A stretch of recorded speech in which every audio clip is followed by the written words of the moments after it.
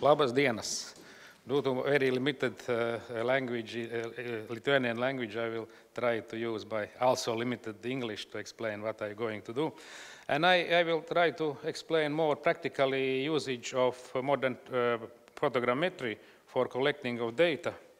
And but first, a little bit about our company. We are a small company in Latvia, founded in 1993 with 4 co-owners. And our business area is geospatial information technologies and remote sensing. And we had we are Integral Solutions Center in Latvia from 1993 and Business Center of Bentley from 1995. Now we are Bentley channel partner. We have small number of staff, about 8 specialists, but with high qualification as system analysts, database developers, GIS specialists, and CAD experts. Our customers is state institutions, including ministries of Latvia, road administration, cadastral land registry administration, because we are coming from cadastre. We have also telecommunications, electric power supply, municipalities, and one of main customers, it's surveyors and surveyor companies, and also universities. About reality capturing, what is this? About this terminology. No, we very known guy, Albert Einstein, said that reality is merely an illusion, albeit very persistent one. But about this term reality capturing, it's one how to say, my first appearance of this term maybe from 2004 in one publication. Its title of this publication, High Definition Surveying, a New Era of Reality Capture. But in fact, a lot of people is against such terminology. I can citate Matt Young, who said that correct term is data capture. None of us are capturing reality. Reality capture and capture reality was just marketing terms. They are good marketing phrases, and I just hope that no one really believes them. No, so, but anyway, this term is very nice, and so it's used in title of my presentation. So we can understand reality capturing that laser scanned or photogrammetrically 3D documented assets, environments. It means it's 3D documentation of existing reality. Shortly about modern photogrammetry. During the last decade, photogrammetry did very high development, and the reason of this is that we have no compact, high-resolution digital video and photo cameras. We have new algorithms for determination of correlations between pictures. We have powerful standard computers with graphic processors. We have lighter and more compact sensors for spatial positioning and orientations. We have now developed a lot of unmanned aerial vehicles, which we call drones. You can see examples here, and they also have ability to use automated flight control. As advantage, what we got, it's extended digital photogrammetry application possibilities in various sectors. Low-cost photogrammetry, it means that it's available also for non-professionals. We can use different type of vehicles, starting from the drones and other mechanical vehicles for that collection process, and also some very ordinary tools for doing this. Then we can extend real-world spatial modeling capabilities, what was said also in presentations before. What the main features of this modern photography?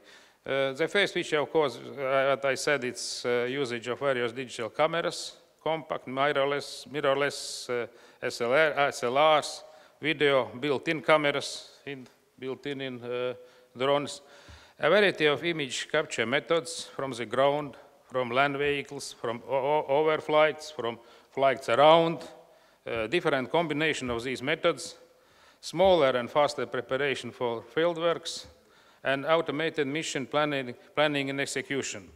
For the data processing, we have fully automated data processing with specialized desktop software. And first, I should mention here Bentley context capture, but in Latvia, people also using this Pix4D mapper and Agisoft photo scan. It comes from Russia, from St. Petersburg.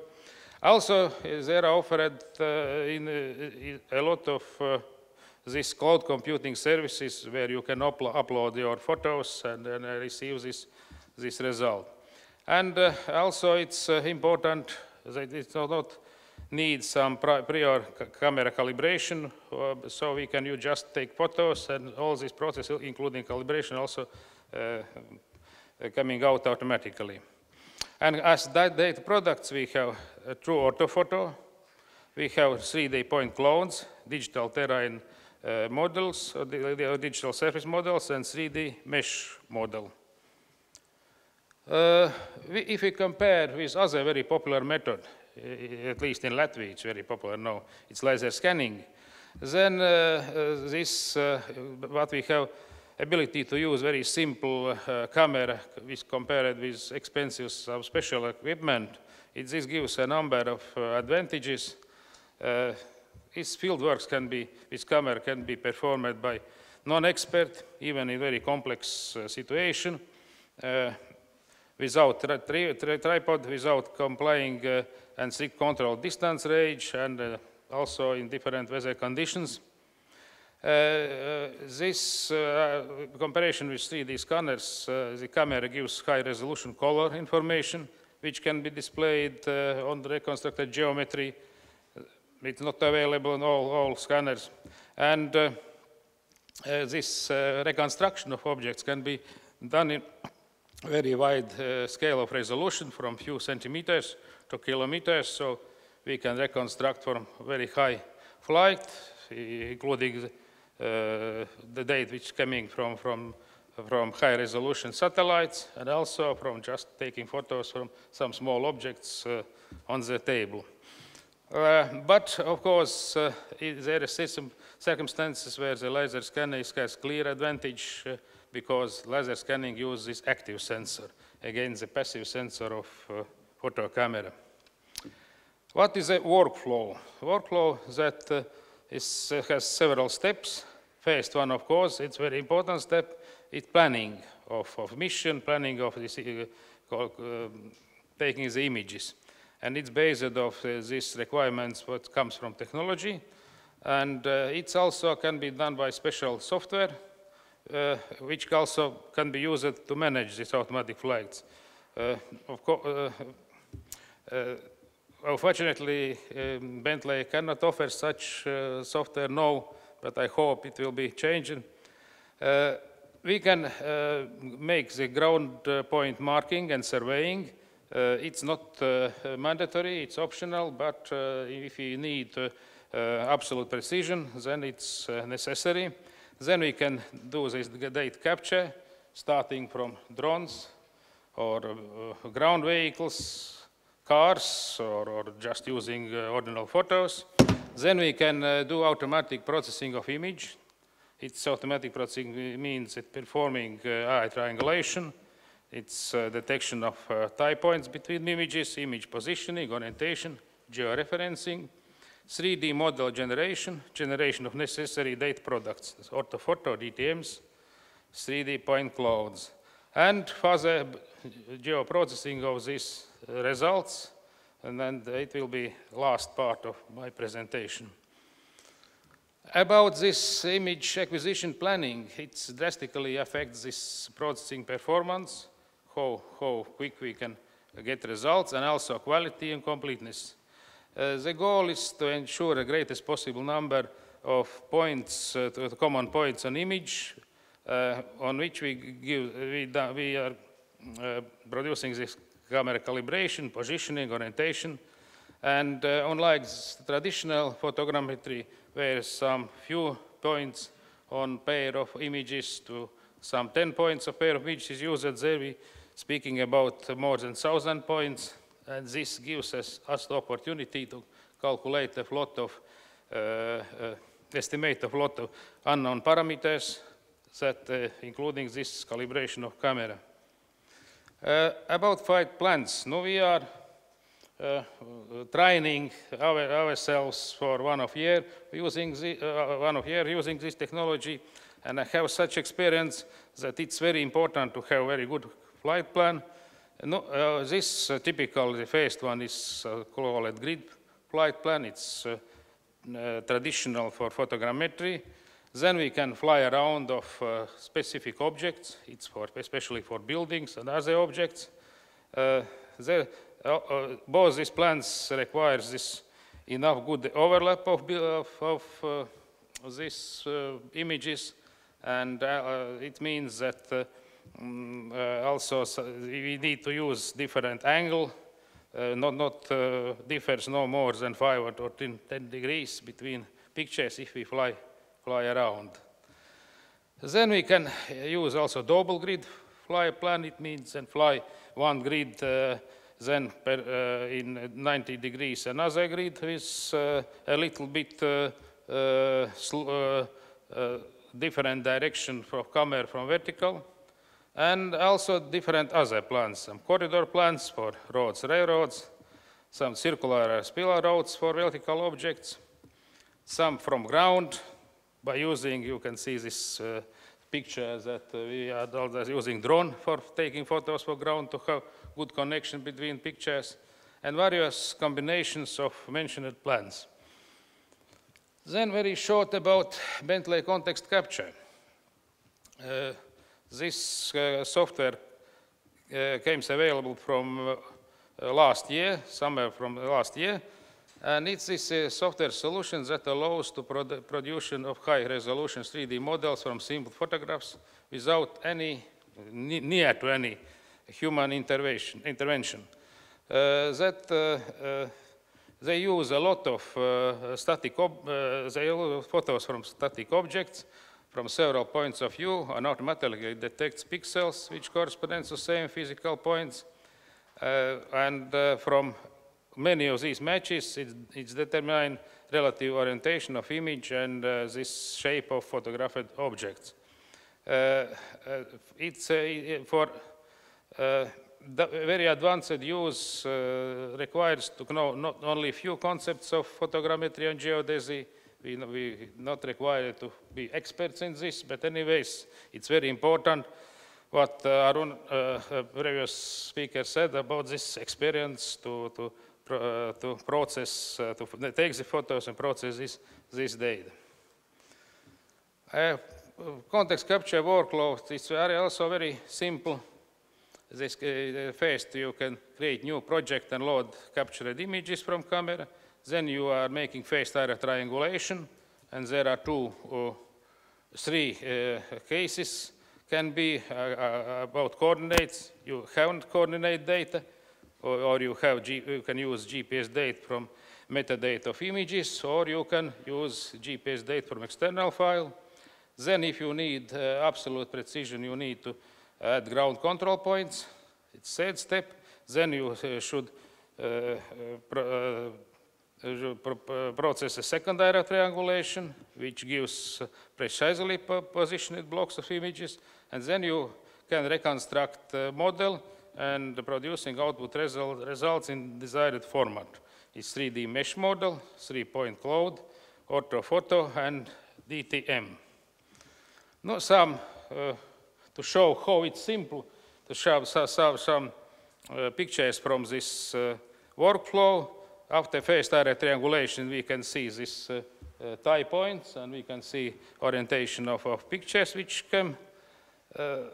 Then we define reconstruction space like a bounding box, and then we can select necessary product. And at the end, we receive reconstructed objects, for example, in this case, 3D mesh model. We can look also usage of photos on this picture. Then very good tool which came together with contact capture is AQ3D viewer, which makes possible to easily review this 3D mesh reality model created with context capture at any scale. and make accurate measurements of objects represented by models. It easily can turn on or off the photo textures, triangulated surfaces, point clouds, and it gives us the ability to better understand what we really have.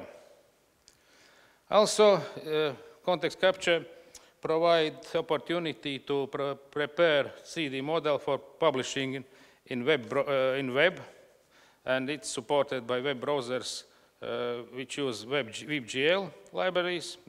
Most of modern browsers use this now. And you can see these models in relatively slow computers, tablets also, and phones. It's a very useful tool for presentation, this information to customers, to give a public discussion, tourist information sites, and so on.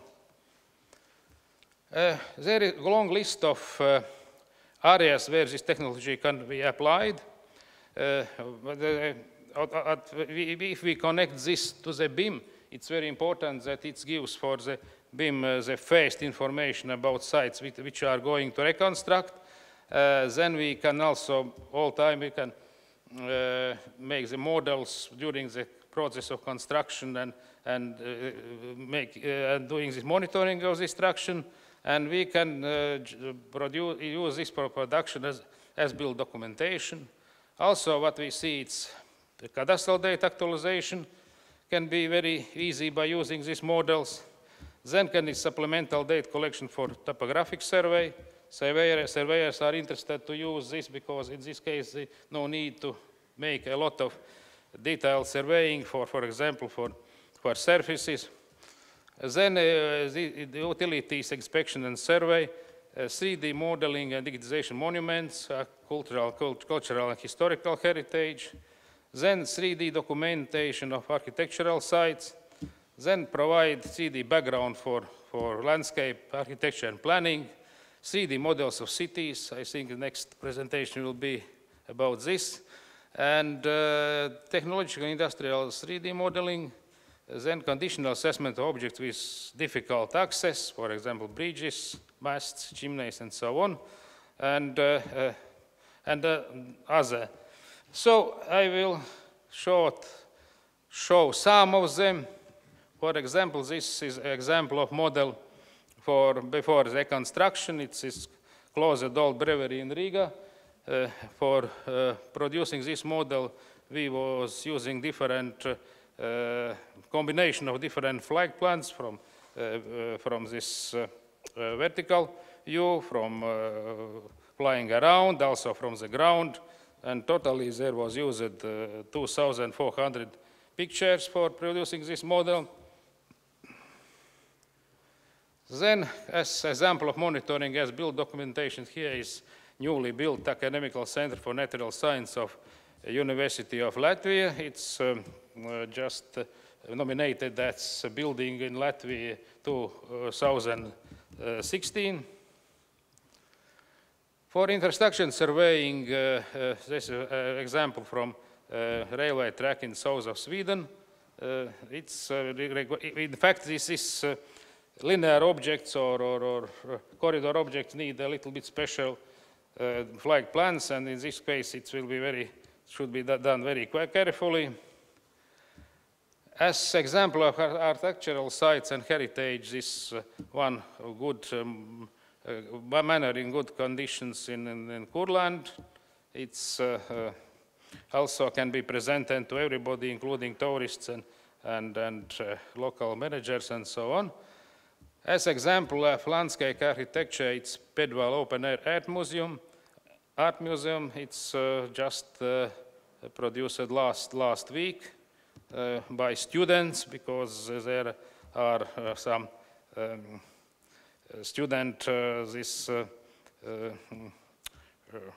what is called diplomna работа.